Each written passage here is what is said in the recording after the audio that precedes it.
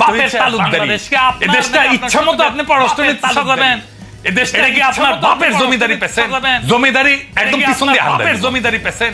জসিমকে পররাষ্ট্র মন্ত্রণালয়ে পাশায় লাথি দিয়ে খেদাবে পাবলিককে, জসিমকে এরা করবে পাশায় লাথি দিয়ে খেদাবে পাবলিক, আমি ক্ষতিপূরণ এরা করবে কেঙ্কা করে ঢুকে দেবো জানেন, এই জসিম এই পাকিস্তানে ক্ষতিপূরণ আমি দেব, আমি দিচ্ছি, আমি দায়িত্ব ক্ষতিপূরণ আমি তোক দেব, আমি দায়িত্ব কেঙ্কা করে দিব জানিস।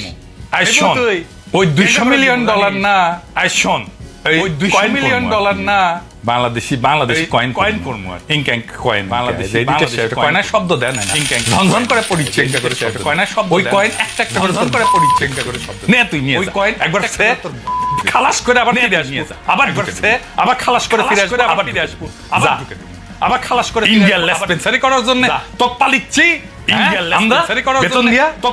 আমি একবার জাউরা বলে আইডেন্টিফাই করি, জাউরা হিসেবে সে এক সময় প্রমাণ করে দেয় যে সে আসলেই জাউরা, আমার আইডেন্টিফিকেশন ঠিক ছিল, আমি ঠিকই ধরেছিলাম তারে, আমার আইডেন্টিফিকেশন ঠিক ছিল, আমি ঠিকই ধরেছিলাম। পররাষ্ট্র সচিবদের নিয়ে মেলা এপিসোড আমি পররাষ্ট্র উপদেষ্টা তৌহিদ সাহেব পর্যন্ত কইছে যে আমি নাকি ওর পিছে লাগছি, কারণ আমার অন্য কাউকে পছন্দ আছে পররাষ্ট্র সচিব হিসেবে, আমার অন্য কাউকে পছন্দ আছে, আমার পছন্দ আমি লুকাই না, তো আমি তো মনিকা বেলিচুরে পছন্দ করি, তো তৌহিদ সাহেব আপনার তো পছন্দ না, মনিকা বেলিচুরে পছন্দ, জসিমের চাইতে মনিকা বেলিচুরে ইন্ডিয়ান নায়িকারে পররাষ্ট্র সচিব করলে তো সবাই মেনে নিত, এটা করে না, সহজ জিনিস বুঝেন না কেন, সবাই মেনে নিত। জসিম কেন তার জাউরাবাদীর প্রতি সম্মান দেখাইছে সেটা না দেখি, জাউরাবাদীর প্রতি এটা নতুন কাজ করিছে, সেটা না দেখি, আসেন এটা দেখে দেখি মজার জিনিস আছে।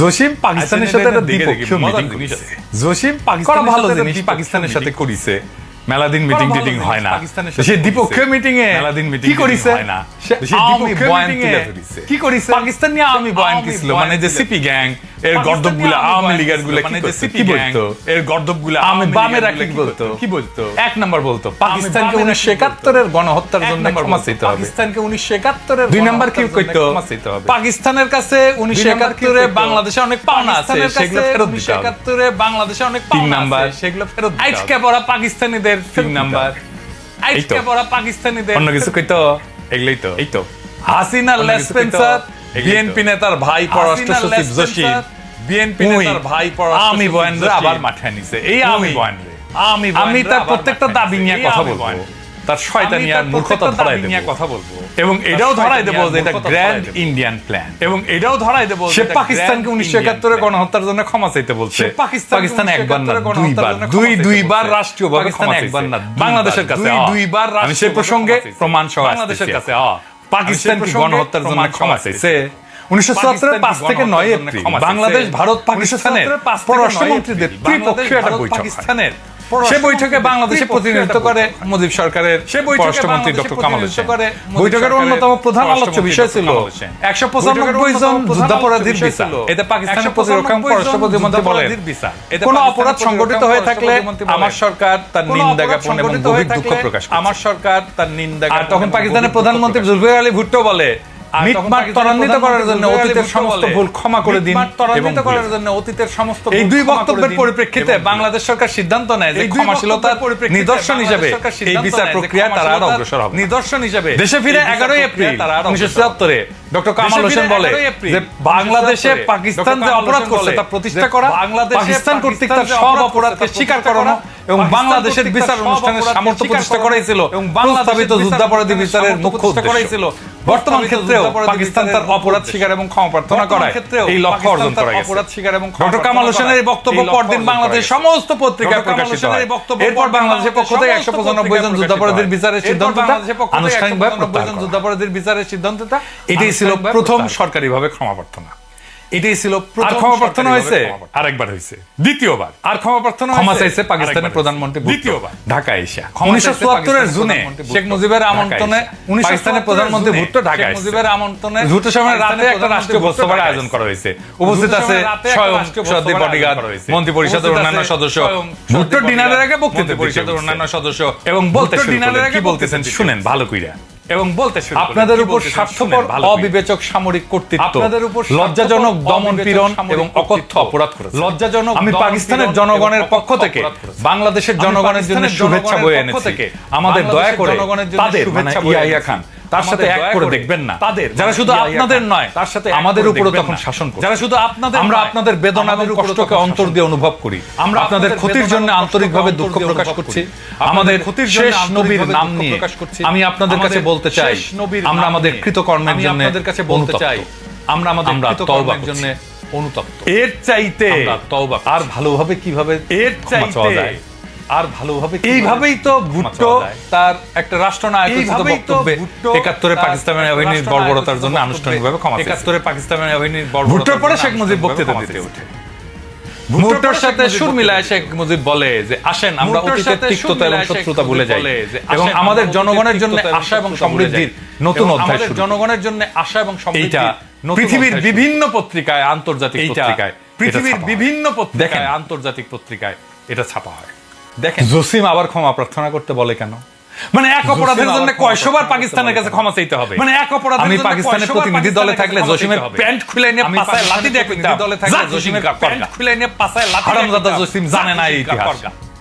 এই ইতিহাস যদি সে নাই জানে তাহলে সচিবের চেয়ারে বসেছে কেন? এই ইতিহাস যদি বাংলাদেশের ইতিহাস সম্পর্কে বিন্দু মাত্র ধারণা নাই, বাংলাদেশে আবার আইসিসি সচিবগিরি করতে শখ কত, আবার আইসিসি আবার এরা যখন সরানোর কথা কওয়া হয় তখন পিঠ বাঁচাতে চলে আসে তৌহিদ সাহেব, তৌহিদ সাহেবের ধরিচ্ছি তখন পিঠ বাঁচাতে চলে আসে তৌহিদ সাহেব। পাকিস্তান কিন্তু তার ভাষ্যে সব কিছু উল্লেখ করে নাই, পাত্তাই দেয় না। পাকিস্তান কিন্তু তার ভাষ্যে, কিন্তু পাকিস্তানের সাথে একটা ভালো কূটনৈতিক সম্পর্ক করার যে সুযোগ আমরা পাইছিলাম সেটা আমরা বাড়ায় দিলাম এবং এটা জসিম ইচ্ছা করে করছে, সেটা আমরা বাড়াই করতে ইচ্ছা করে, এবং এটা জসিম ইচ্ছা করে করছে।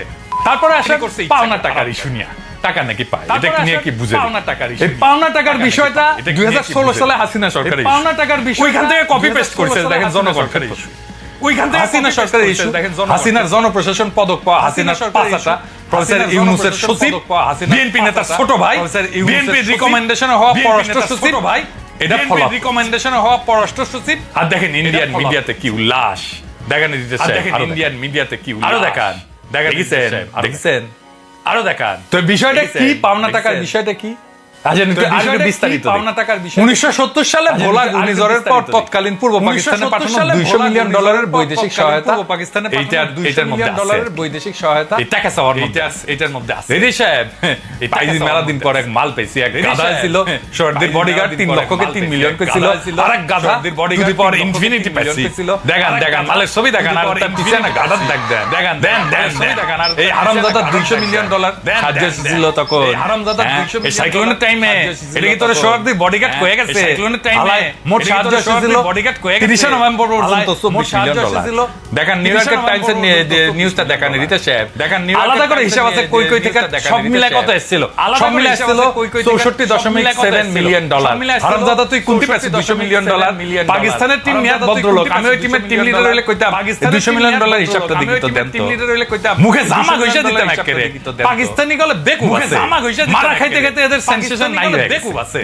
উইকি 1971 ইন্ডিয়া লুট করে নিয়ে যাওয়া, উইকি $2.2 বিলিয়ন ইন্ডিয়া কাছে ফেরত দিতে পারবে? $2.2 বিলিয়ন ইন্ডিয়া কাছে ফেরত, ইন্ডিয়া কি লুট করেছিল আসেন দেখি। 12 মার্চ ইন্ডিয়ান বাহিনী চলে যাচ্ছে, শহরদের বডিগার্ড এটা বক্তৃতা মানে চিউটি, হ্যাঁ এটা বিদায় কুচকাওয়াজ হচ্ছে, এটা বক্তৃতা মানে চিউটি। 12 থেকে 15 মার্চের মধ্যে ওরা সব চলে যায় আর কি। তো এই শুভেচ্ছা বাণীতে শহরদের বডিগার্ড ওই ইন্ডিয়ান সেনাবাহিনীকে উদ্দেশ্য করে কইতেছে, আমাদের মহাসংকটের সময় আপনাদের প্রসারিত সাহায্যকে আমরা সর্বদা গভীর কৃতজ্ঞতার সাথে স্মরণ করব।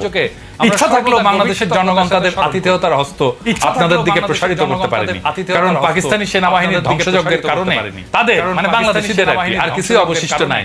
কিন্তু আপনাদের প্রতি তাদের রয়েছে অকৃত্রিম ভালোবাসা। কিন্তু আমার অনুরোধ, আপনারা বাংলাদেশের জনগণের ভালোবাসা আমার সাথে করে নিয়ে যান, আপনারা বাংলাদেশের জনগণের ভালোবাসা সাথে করে, ভালোবাসা তো দিতে কইছে। তো ভারতীয় বাহিনী ফিরে যাওয়ার সময় ভালোবাসার সাথে লুটপাট করে বিপুল সম্পদ নিয়ে যায়। কিছু শিখ অফিসার তাদের অধীনস্থ সেনারা যশোর, কুমিল্লা, ঢাকা, চট্টগ্রাম ক্যান্টনমেন্ট এবং খুলনা শিল্পাঞ্চলে লুটপাট শুরু করে। চট্টগ্রাম ক্যান্টনমেন্ট সেই সময় ভারতীয় বাহিনী সদ্য স্বাধীন দেশের সর্বব্যাপী নজিরবিহীন লুটপাট চালায়, তা বিদেশিদেরকেও বিবল করে। গার্ডিয়ানের রিপোর্টে বলা হয় মিল ফ্যাক্টরির মেশিনারিজ পর্যন্ত চুরি করে নিয়ে যায় ভারতীয় সেনারা। পাকিস্তানি বাহিনী ফেলে দেওয়া অস্ত্র ছাড়াও খাদ্যশস্য, পাট, সুতা, যানবাহন, এমনকি সমুদ্রগামী জাহাজের যন্ত্রাংশ পর্যন্ত লুট করে। এই লুটের সম্পদের পরিমাণ ছিল সব মিলায় সেই সময় হিসাবে $2.2 বিলিয়ন। সেই সময় হিসেবে পাকিস্তানি বাহিনী তো আত্মসমর্পণ করলো। আত্মসমর্পণ পর ভারতীয় বাহিনী পাকিস্তানের অন্তত 4টা ডিভিশনের অস্ত্রশস্ত্র, ভারী কামান, গোলা বারুদ, যানবাহন, অন্যান্য সরঞ্জাম ইন্ডিয়া নিয়ে ভারী কামান, গোলা, বাংলাদেশ সেনাবাহিনী প্রতিবাদ করলে টোকেন হিসেবে অল্প কিছু পুরান বাংলাদেশ সেনাবাহিনী প্রতিবাদ করলে টোকেন হিসেবে অল্প কিছু পুরান। এই ভারতীয় বাহিনী এতই নির্লজ্জ ছিল যে এত কিছু নিয়ে যাওয়ার পরেও ব্রিগেডিয়ার র্যাঙ্কের এক অফিসার ঢাকা ক্যান্টনমেন্ট থেকে ফিজ, আসবাবপত্র, ক্রোকারি ট্রাক ভর্তি করে ভারতে পাচার করে। একজনকে ভারতীয় বাহিনী এই লুটের অপরাধে কোর্ট মার্শাল পর্যন্ত করে। তার নাম ব্রিগেডিয়ার মিশ্র। লুটের অপরাধে কোর্ট মার্শাল পর্যন্ত করে। ওই সুনীল গঙ্গোপাধ্যায় ছিল না, তার পূর্ব পশ্চিমে একটা উপন্যাস ছিল, উডি লিখেছে। সুনীল গঙ্গোপাধ্যায় উপন্যাস ছিল, উডি লিখেছে। ঢাকায় এত সব বিদেশি জিনিস পাওয়া যায়, এসব তো আগে দেখেনি ভারতীয়রা। এত সব বিদেশি refrigerator, TV, twin one, carpet, দিনের খাবার, এই সব ভর্তি হতে লাগলো ভারতীয় সৈন্যদের খাবার, এই সব ভর্তি হতে লাগলো। এই যে পাকিস্তানি বাহিনী পরিত্যক্ত কয়েক হাজার সামরিক বেসামরিক যান, অস্ত্র, গোলা বারুদ, অনেক মূল্যবান জিনিস, এমনকি প্রাইভেট কার পর্যন্ত সীমান্তের উপরে পাঠায় দেওয়া। এই লুণ্ঠন এত বেপরোয়া নির্লজ্জ ছিল যে বাথরুমের আয়না ফিটিং সে লুণ্ঠন থেকে রেহাই পায়নি। নবম সেক্টরের অধিনায়ক মেজর জলিল তখন খুলনায় রেহাই পায়নি। ওই খুলনা দিয়ে নিয়ে যাচ্ছিল সব কিছু। তিনি প্রাইভেট কার এবং যা যা পাইছেন খুলনা দিয়ে নিয়ে যাচ্ছিল সব। সার্কিট হাউসের অ্যাকশন মুক্তিযোদ্ধাদের তত্ত্বাবধান কিছু সম্পদ রক্ষার চেষ্টা করছে। এইভাবে ভারতীয় বাহিনীর কিছু সম্পদের বিরুদ্ধে বীর সেক্টর কমান্ডার জনগণকে সাথে নিয়ে সক্রিয় প্রতিরোধ করেছে। সেক্টর কমান্ডার ফলো পাইছেন 31শে ডিসেম্বর ভারতীয় বাহিনীর হাতে বন্দি। ফলো পাইছেন গুম করে ফেলেছে।